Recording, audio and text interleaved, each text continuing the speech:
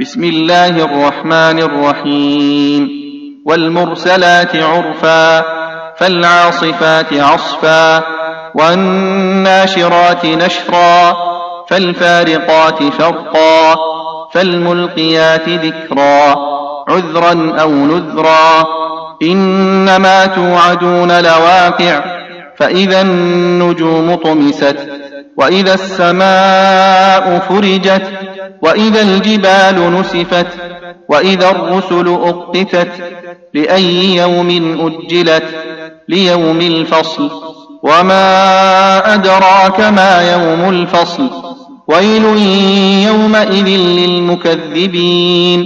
ألم نهلك الأولين ثم نتبعهم الآخرين كذلك نفعل بالمجرمين ويل يومئذ للمكذبين ألم نخلقكم من ماء مهين فجعلناه في قرار مكين إلى قدر معلوم فقدرنا فنعم القادرون ويل يومئذ للمكذبين ألم نجعل الأرض كفاتا أحياء وأمواتا وجعلنا فيها رواسي شامخات وأسقيناكم ماء فراتا ويل يومئذ للمكذبين انطلقوا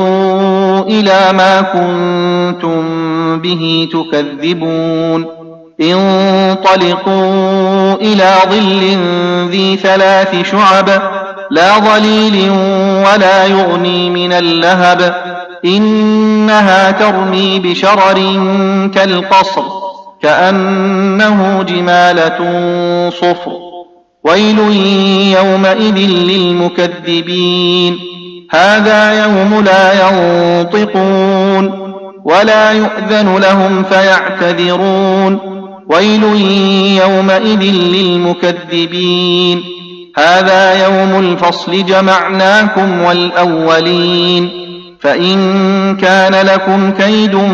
فكيدون ويل يومئذ للمكذبين إن المتقين في ظلال وعيون وفواكه مما يشتهون كلوا واشربوا هنيئا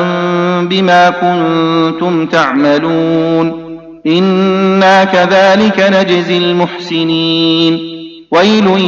يومئذ للمكذبين